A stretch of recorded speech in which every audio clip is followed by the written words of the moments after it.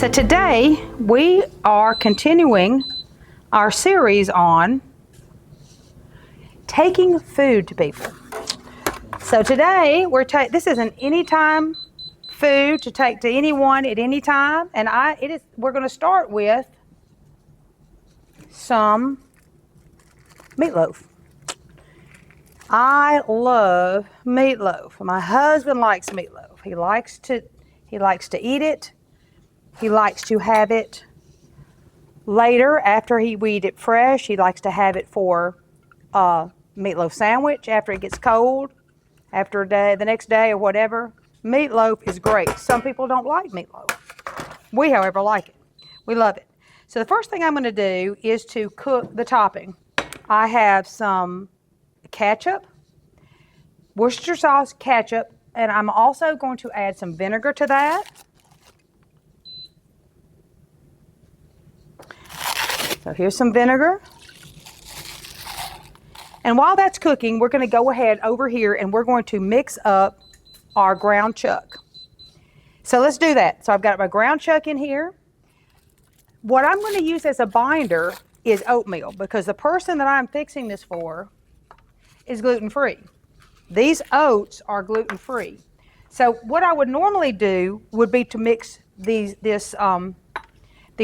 could use breadcrumbs, or what I'm using here is oatmeal. I'm going to put water in with that. What I normally do is use oatmeal and milk. But this person that I'm taking this to is gluten-free, so instead of milk, I could use almond milk or soy milk, but I'm going to use water, and I'm going to soften those oats right here. Now I could also use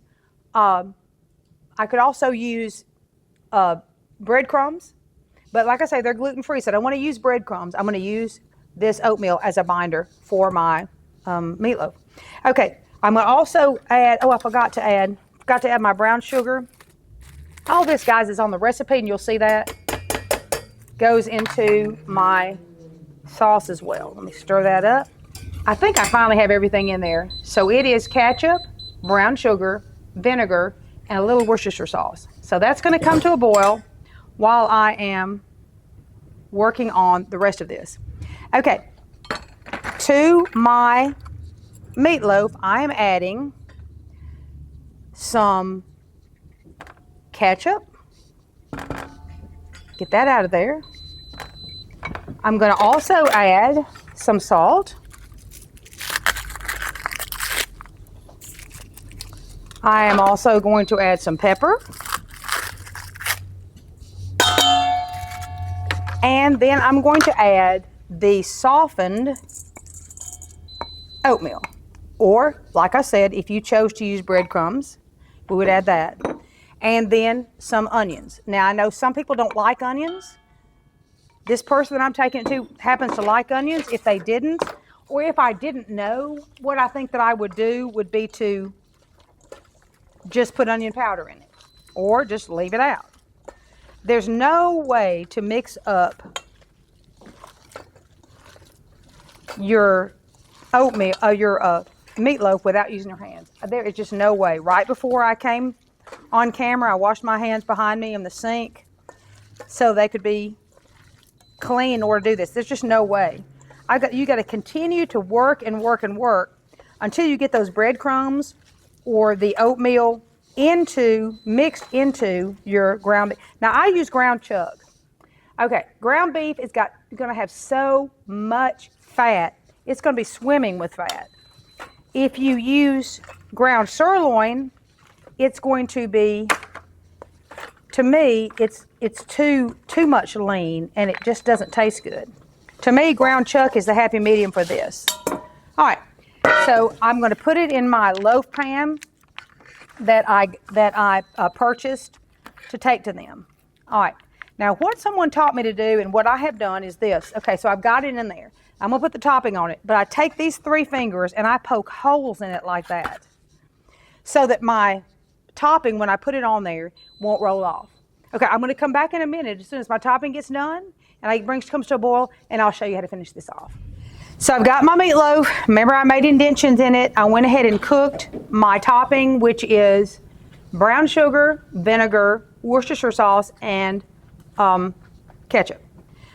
And I let it cool just a little bit to thicken up. This is what really makes it. I'm just telling you. This recipe came from my sister-in-law, Karen. She's married to my brother, Philip. They live in Mobile, Alabama. We did a family cookbook many years ago, and this was her recipe. She grew up in Florence, Mississippi, and I think this was in a cookbook from her church. Okay, now what I would do with this, if I was going to freeze it at my house, I'd put this in the refrigerator, let it become hard, put plastic wrap on the top of it, then put foil around it, and then put the information on how to cook it on top. If I was taking it to somebody, I'd do the same. I would not put any top on it right now. Why? Because that top is going to, the top is going to stick to the top of that, and then when they take the top off, it's going to come off. So I'd put this in the refrigerator first to make sure everything is thicker, and then I would put the foil on it. I'll just tell you what I do. I put plastic wrap on it, then I put foil on it, and then I stick it in the freezer. And then if somebody passes away or somebody's sick, or my daughter's having a baby, I take whoever's pregnant in our house, they get a meal from me once a week. I just take it frozen. And I just say, okay, what have I got? What have I got in the freezer? Oh, I got a meatloaf. You want meatloaf? Yeah. And I'd take it to them.